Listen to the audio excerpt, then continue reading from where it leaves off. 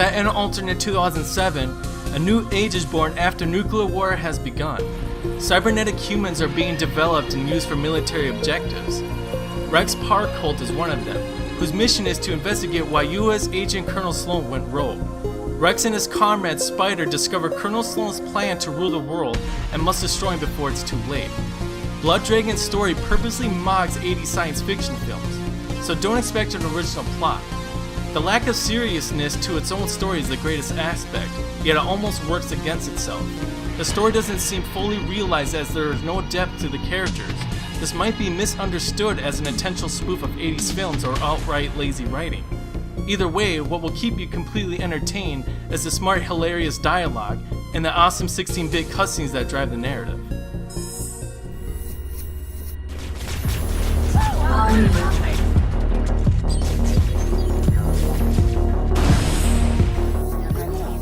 Laser-like sound effects from weapons and force fields immerse you into the futuristic era. Overall, the sound design is different from Far Cry 3 for the most part. The only gripe in the audio is that Rex's footsteps are nil when rocking or running. However, with all the ear candy going on, you'll rarely even notice it. The incredible over-the-top voice acting brings the characters to life. Their tones perfectly match each character's one-dimensional personality. It's a joy to hear their banter, and that will keep you interested in the story. One element that is prominent in Blood Dragon's DNA from the rest is the impressive electronic music. It's full of 80s synths galore, but with modern edge. A soundtrack that hasn't complemented a game so well since Dragon Age. Visuals.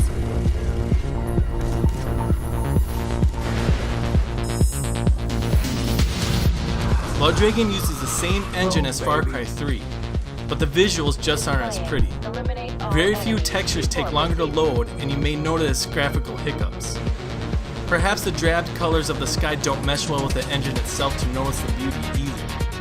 That's not to say Blood Dragon is an ugly game, far from it, but your eyes might get exhausted seeing a red sky with red beacons and garrisons.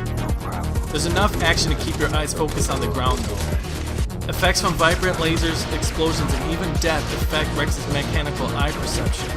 It's awesome to see the screen glitch when you're near explosions. If it's not obvious that Rex is a cyborg by the lights phasing through his metallic arm, these minor details signify that you are indeed playing this game.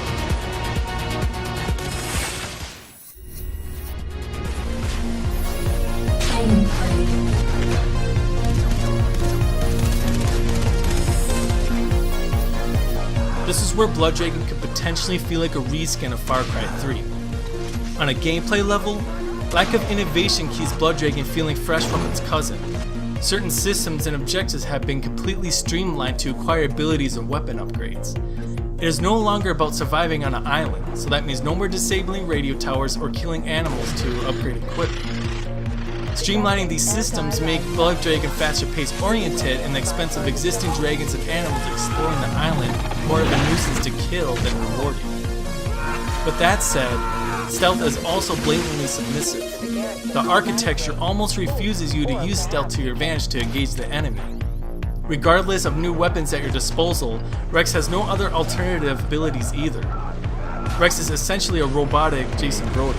You would imagine that Rex's robotic arm could choke an enemy within seconds, or violently throw them, but instead he just uses a knife.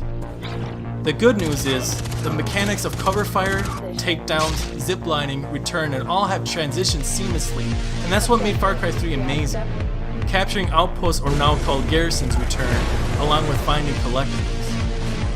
In all, it will take the average gamer around 6 hours to complete the story and all side missions. If you're looking for a greater challenge, you'll need to select the hard difficulty, as the default normal setting is fairly easy. Hard difficulty doesn't include smarter AI, you'll just endure more damage.